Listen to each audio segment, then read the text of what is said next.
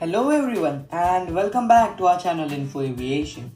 Today's video is about how to theoretically land a plane. So let's start with the intro.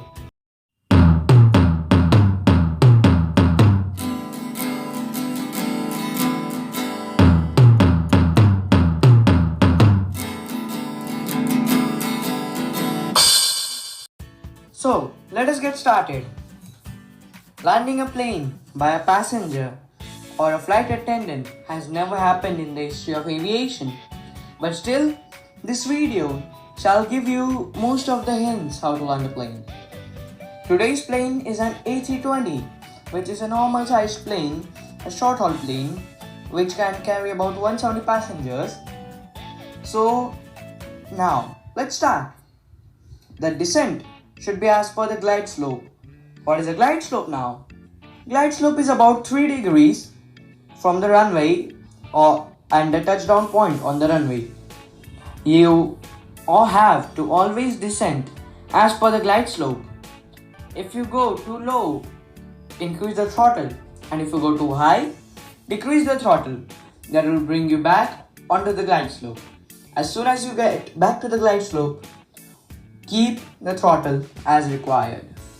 You also need to be lined up with the runway at all times.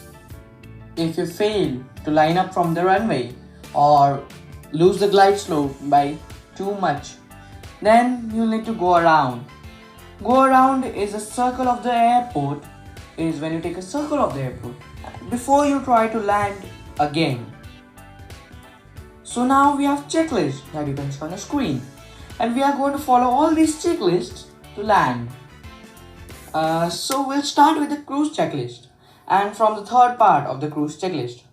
That is, when you go below 10,000 feet, your speed should be below 250 knots. Turn on the landing lights after that. Check the quantity of fuel and balance. If the fuel is too much, then you need to dump fuel. Fuel dumping is the topic of another video. Now check if the flaps are at 0 degrees. Yes, the flaps should be up right now. So with this we come to the end of the cruise checklist. Now the next checklist is our approach checklist. Fasten seatbelt sign should be turned on right now. Set the radio to approach. For example, you are landing at Seattle, Tacoma. You should set the radio to Seattle approach. Now the next part is speed should be 210 knots. Recheck if the landing lights are on.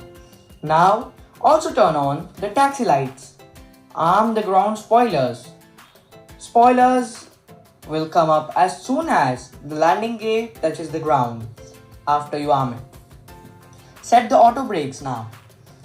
Then the first notch of flaps should be down. Now you need to decrease your speed to 180 knots and maintain the speed. And when you are 6 nautical miles from the touchdown zone, you need to put the second notch of flaps down. Now the speed should be decreased to VREF speed. Yes, it is also known as the VREF speed, and it is the speed at which the plane shall be touching down. You also need to maintain the speed now after you decrease your speed to this speed. Now it is time to put down the landing gear. When the 3 landing gear lights turn green, you need to put the third notch of flaps down. If you also need full flaps, you'll soon extend that too. Now is the next part of the approach checklist, and this is also known as final glide slope descent. The speed should be VREF speed, parking brakes should be off, de-ice as required, which means that if the temperature is below 0 degrees Celsius or you have snow, you need to turn it on. If it is above 0 degrees Celsius, you need not turn on de-ice. Now this is the last part of the checklist before we land. Check if the landing gear is down. Now autopilot. In A320, you can auto land. So if you want to auto land, you can auto land it. Now you need to enter the go around altitude in the flight computer. The go around altitude can differ from airport to airport. You can also turn on autothrust now if you want, so that you don't need to control the throttle anymore. Landing memo. Now the landing memo checks if the spoilers, flaps and landing gear are in the right position. And you need to make sure that landing memo is not blue, because if it is blue, it means that you have done something wrong. Again, check the landing speed. It should be VREF speed. And after you descend to 20 feet above ground level, there will be a call. Now as we are in the Airbus A320 call, the call will be retard. Yes, Airbus calls retard. Now it's not calling you a retard. It just means that put the throttle to 0% and point the nose upwards. That you can do by pulling up the yoke. This is called flare. In a Boeing plane, on the other hand, it will call 20 feet. That is exactly what it will call your altitude. When you do this flare, this allows you to land your plane softly and smoothly. As soon as you touch down, there is something called reverse thrust that you need to activate. It is just like a reverse gear in your car, and it helps to slow down the plane. You can turn on reverse thrust by just pulling the throttle behind 0 degrees Celsius. And now this will help you to stop the plane. Now you shall verify if the spoilers are extended. If they are not, you shall extend them. Now if you need additional braking assistance, you can change the auto brakes by number. So it means that it will put more effort in stopping the plane. For example, you are currently at autobrake 2 and you feel that your plane will not stop. You can change it to autobrake 3. At 60 knots, you shall cut off the reverse thrust.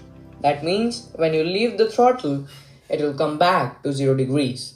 This will cause the cancelling of reverse thrust. Now slowly your plane will stop. And yes, this is how you land a plane. It does include quite some procedures, but flying school is for that, to learn all this. And each and every pilot always follows these instructions to land the plane. So please subscribe to our channel, like our videos and share our videos too to any 2 people you think would be interested in this topic. So that's all for today. Aviation is the future. Aviation will be everything. This channel is dedicated to make aviation safer. Thank you very much.